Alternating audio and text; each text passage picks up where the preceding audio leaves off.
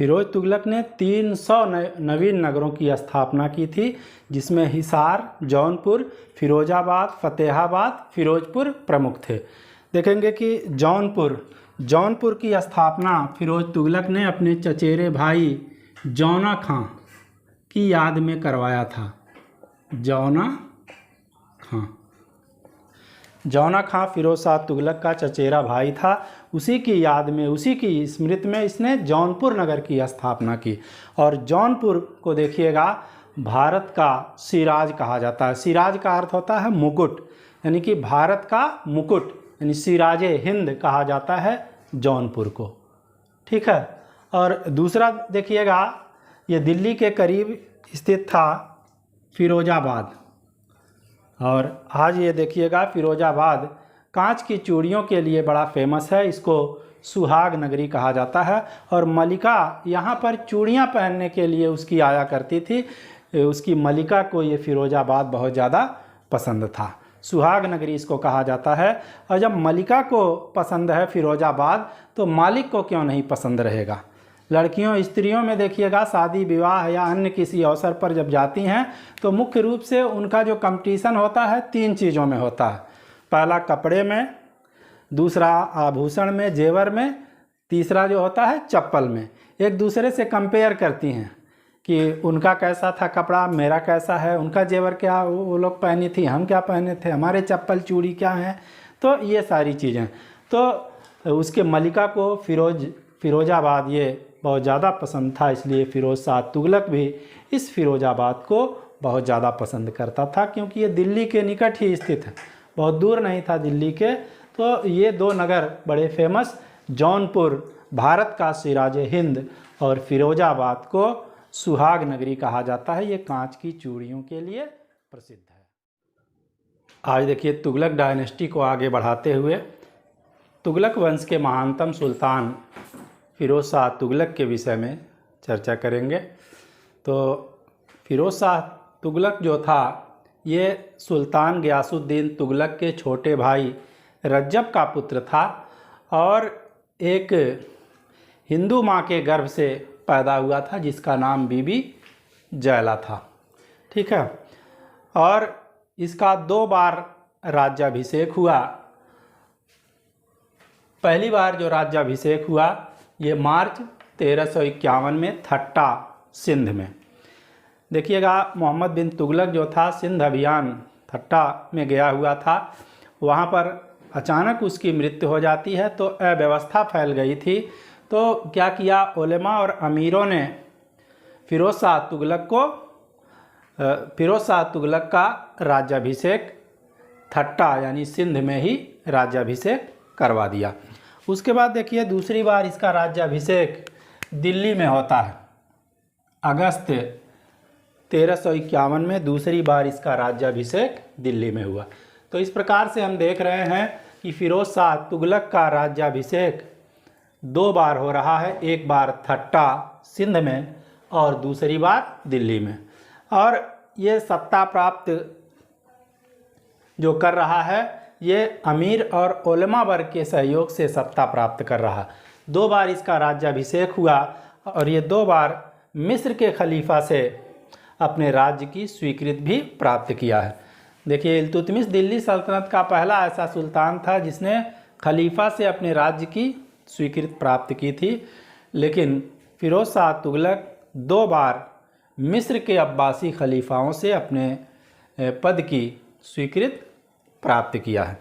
धार्मिक नीति के बारे में अगर हम देखें, फिरोज शाह तुगलक की धार्मिक नीति क्या थी, तो यह हम कह सकते हैं कि ये एक प्रकार से धर्मांध और धार्मिक दृष्टिकोण से असहिष्णु शासक था।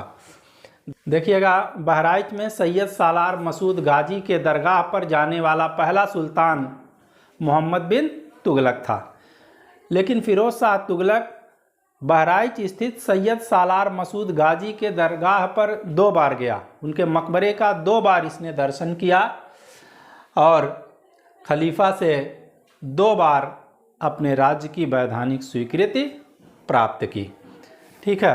क्योंकि देखिएगा, ये उलेमा वर्ग इसको सत्ता प्राप्त करने में सहयोग किए थे, इसलिए शासन में ये उलेमा वर्ग को महत्व देगा।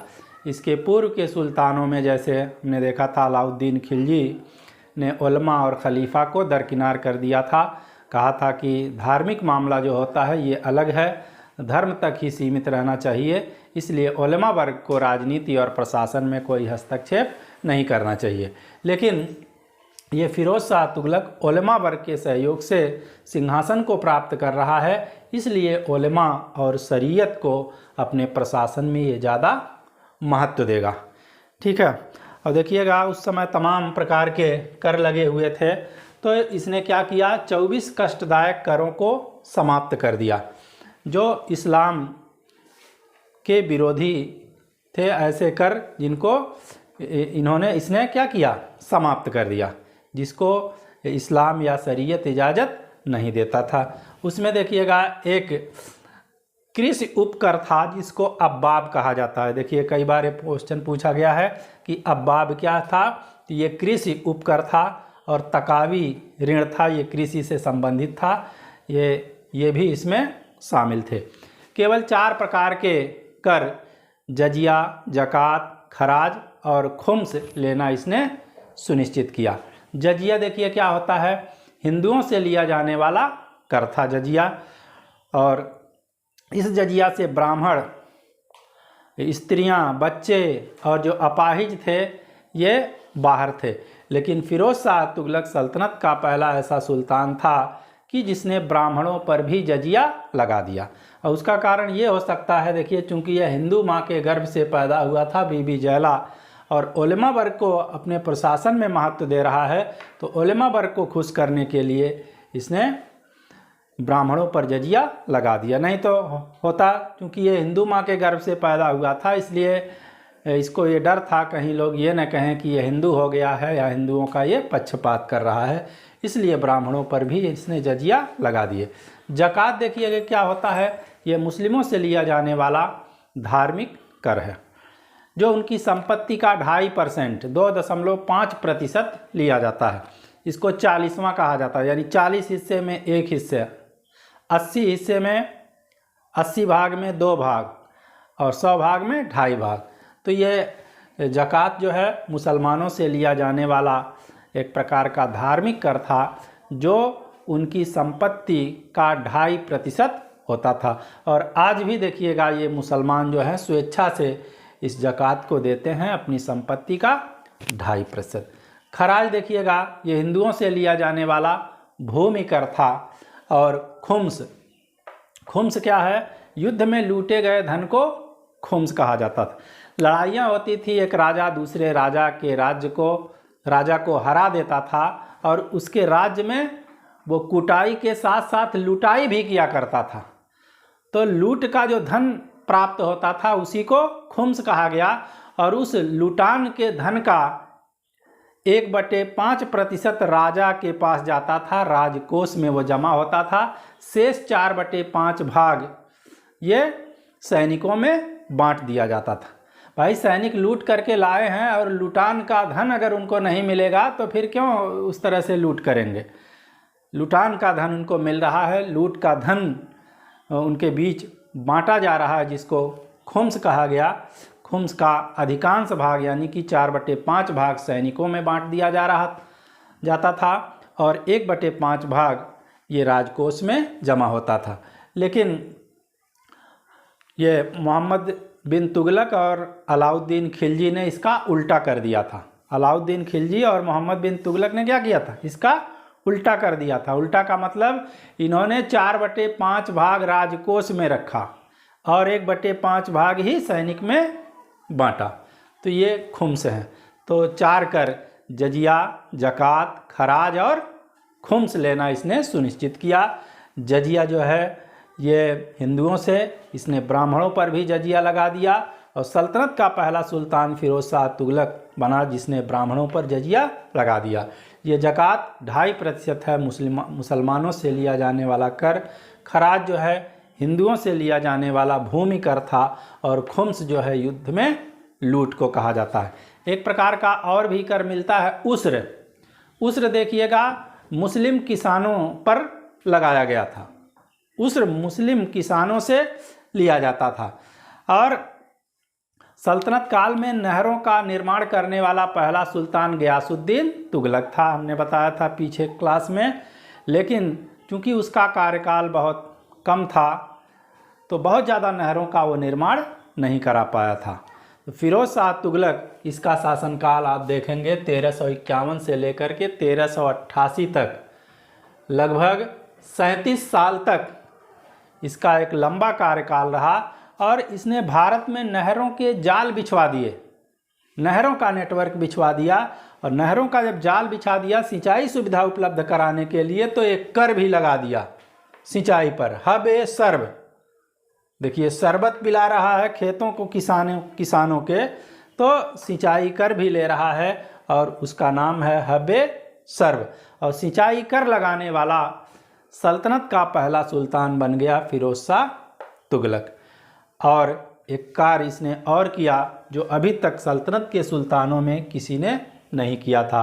राज्य की आमदनी का ब्यौरा इसने उपलब्ध करवाया और इसके लिए हिसामुद्दीन को नियुक्त किया। ये हिसामुद्दीन देखिएगा 5-6 सालों तक पूरे राज्य का भ्रमण किए। और भ्रमण करने के बाद इसने बताया कि 6 करोड़ 85 लाख टंका 6 करोड़ 85 लाख टंका का लगान जो है ये निश्चित किया गया। खालसा भूमि से, यानी कि सरकारी जो भूमि है उस भूमि से जो वार्षिक आमदनी होगी वो कितना होगी, 6 करोड़ 85 लाख टंका। ठीक है, तो इस प्रकार से राज्य की आमदनी का ब्यौरा उपलब्ध कराने वाला पहला सुल्तान फिरोज शाह तुगलक। सैन्य सुधार में देखिए इसने क्या किया। अलाउद्दीन खिलजी ने क्या किया था, सेना को नगद वेतन देने की प्रथा शुरू की थी, घोड़े को दागने की प्रथा, ये सारी चीज़ें शुरू की थी। लेकिन इसने क्या किया, जागीरदारी प्रथा को पुनः प्रारंभ कर दिया कि सैनिकों को अब नगद वेतन न दे करके जागीर दिया जाने लगा। जब सैनिकों को नगद वेतन नहीं मिलेगा, जागीर मिलेगी, तो उनका ध्यान अपने जागीर पर होगा और इस प्रकार से सेना कमज़ोर होगी। और उसका कारण ये भी हो सकता है कि फिरोज तुगलक ने कोई अभियान अपने साम्राज्य विस्तार के लिए नहीं किए, बल्कि अपने साम्राज्य की सुरक्षा के लिए किया। दक्षिण के बहुत सारे राज्य मोहम्मद बिन तुगलक की नीतियों के कारण स्वतंत्र हो गए थे। तो फिरोज तुगलक ने कहा कि जो स्वतंत्र हो गए हैं हो जाएं, लेकिन जो बचे हैं उनको हम सुरक्षा कर ले जाएं, वही हमारे लिए ज़्यादा अच्छा है। और उसने नए राज्यों को जीतने की अपेक्षा जो प्रजा है, प्रजा के कल्याण के लिए कार्य किया। उसने कहा कि हमारा कोष भले ही खाली हो जाएगा, राजकोष खाली होने से अच्छा है कि प्रजा के लिए हम कल्याणकारी कार्य करें। तो इसने क्या किया, जागीरदारी प्रथा को, यानी सैनिकों को जागीर दिया जाने लगा और उनके पद को वंशानुगत बना दिया। और देखिएगा यही वंशानुगत होने के कारण अब क्या हुआ कि इनके लड़के पेंशन वसूलने के चक्कर में यहाँ पर अव्यवस्था और अराजकता फैलने लगी। और कहा जाता है कि घूसखोरी का बहुत ज़्यादा इसके समय में घूसखोरी का प्रचलन हुआ, भ्रष्टाचार बढ़ गया था बहुत ज़्यादा। यहाँ तक कि सुल्तान ने घुड़सवार को 1 टंका दिया था ताकि वह दीवाने अर्ज में अपने घोड़े को पास करवा सके, ऐसा विद्वान कहते हैं। ठीक है, तो सैन्य सुधार में जागीरदारी प्रथा को प्रारंभ किया और सेना को का पद जो है वंशानुगत बना दिया, जिससे इसकी सेना क्या हुई, कमज़ोर हो गई। लोक कल्याणकारी कार्य देखिएगा, इसने बहुत सारे लोक कल्याणकारी कार्य किए। जिस प्रकार से मुगल काल में अकबर ने बहुत सारे कल्याणकारी कार्य, सुधार कार्य किए थे, उसी प्रकार से सल्तनत युग में फिरोज शाह तुगलक ने कल्याणकारी कार्य किए, इसलिए इसको सल्तनत युग का अकबर कहा जाता है। देखिए क्वेश्चन कई बार आया है कि सल्तनत युग का अकबर किसको कहा जाता है, फिरोज शाह तुगलक को कहा जाता है।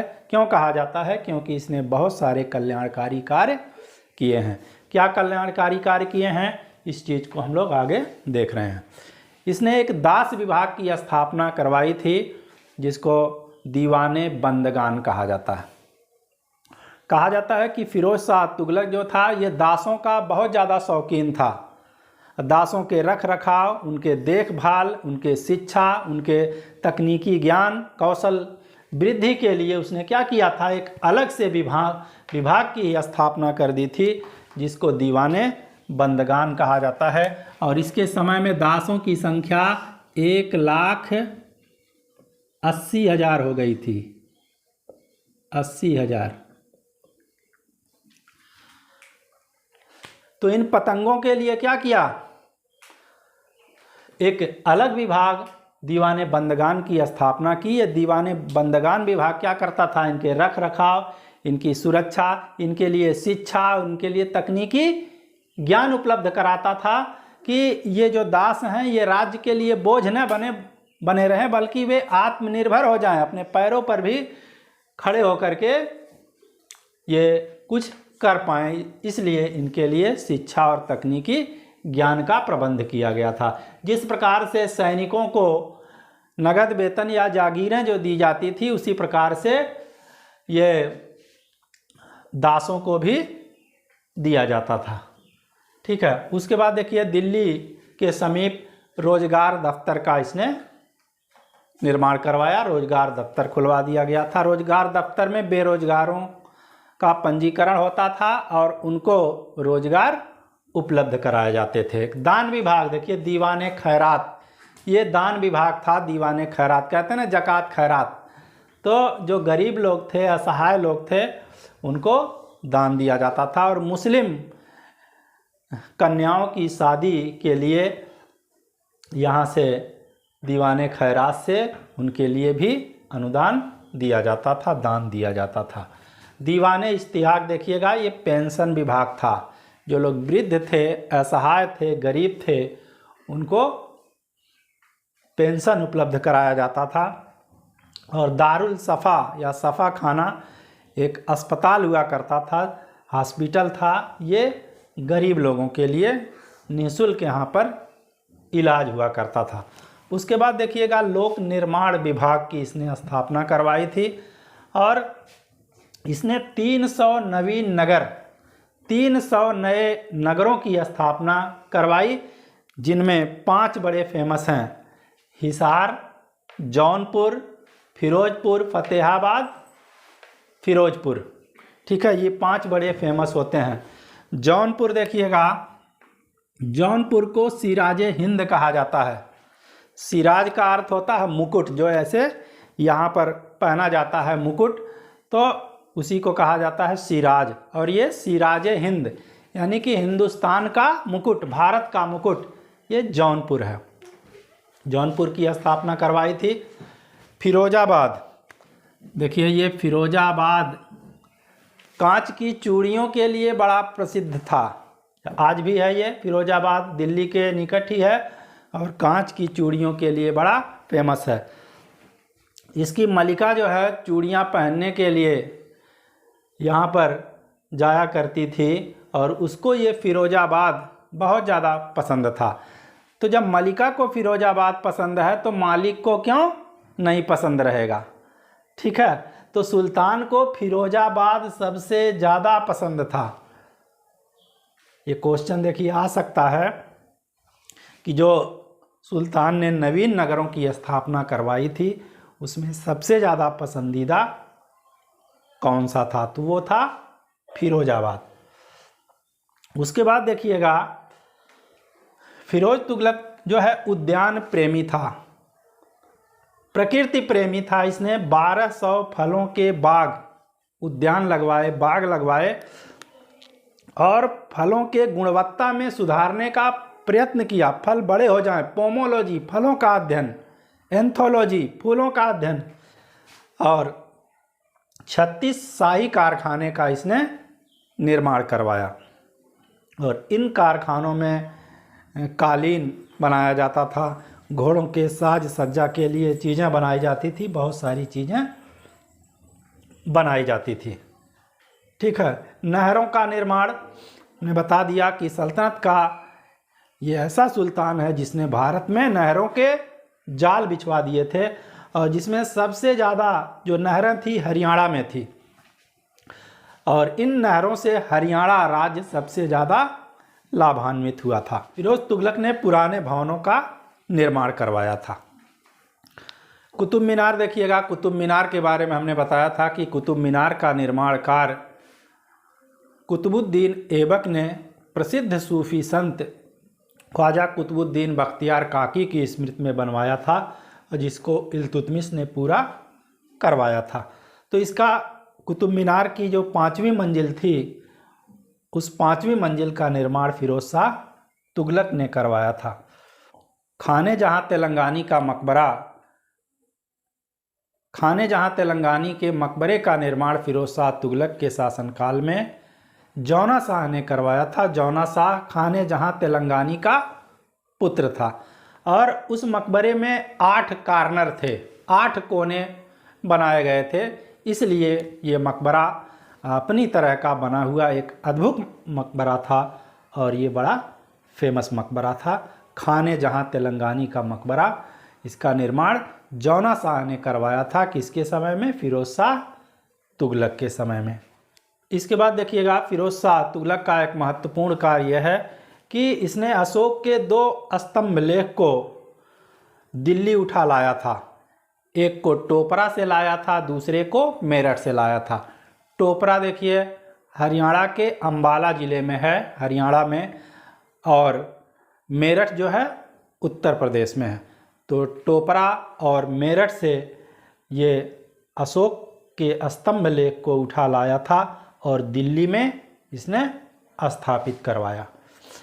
फिरोज शाह तुगलक का एक महत्वपूर्ण कार्य यह था कि उसने खुतबा की प्रथा में परिवर्तन कर दिया। पहले खुतबा, जुमा के दिन जो खुतबा दिया जाता था, उस खुतबे में तत्कालीन सुल्तानों के नाम का उल्लेख किया जाता था, लेकिन फिरोज तुगलक ने कहा कि जितने भी भूतपूर्व सुल्तान हैं सबके नामों का उल्लेख खुतबे में किया जाए।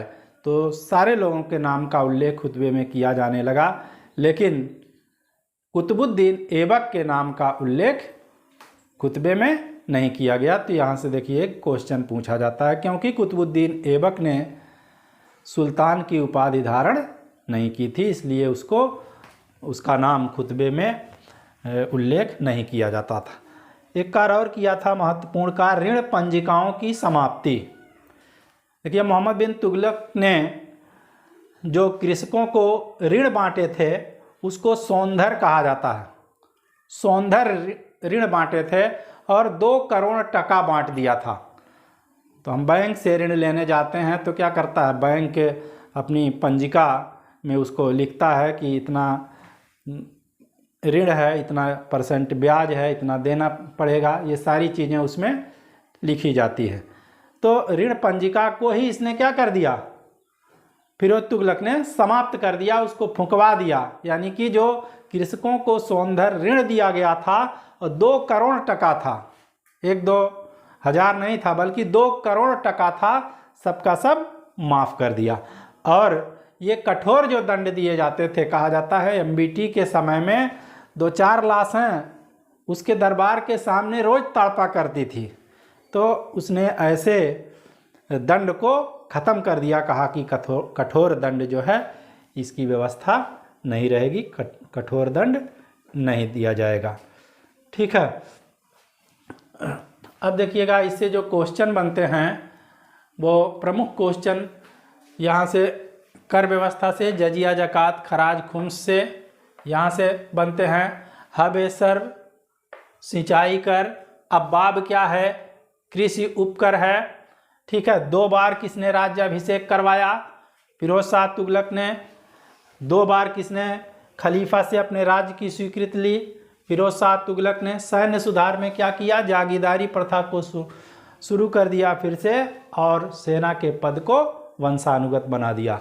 दास विभाग, दीवाने, बंदगान, दासों को देखिए शिक्षा, प्रशिक्षण, उनको वेतन, जागीरें, सब कुछ दिया जा रहा है। सल्तनत युग का अकबर कहा जाता है। और नवीन नगरों में देखिएगा जौनपुर भारत का सिराज हिंद और फिरोजाबाद सुल्तान को सबसे ज़्यादा पसंद था, दिल्ली के निकट ही था फिरोजाबाद। ठीक है, नहरों का इसने जाल बिछवाया। यद्यपि भारत में पहली बार नहरों का निर्माण गयासुद्दीन तुगलक ने करवाया। अशोक के 2 स्तंभ टोपरा और मेरठ से उठवा करके इसने दिल्ली में मंगवा लिए और वहाँ पर स्थापित करवाया। ठीक है, ऋण पंजिकाओं की समाप्ति की। सौंधर जो ऋण दिया था मोहम्मद बिन तुगलक ने, सबको इसने समाप्त कर दिया। कहा कि ऋण पंजिका को ही फूंक दिया, कि ले जाओ, किसानों से माफ़ कर दे रहे हैं, अपना छानो फूंको।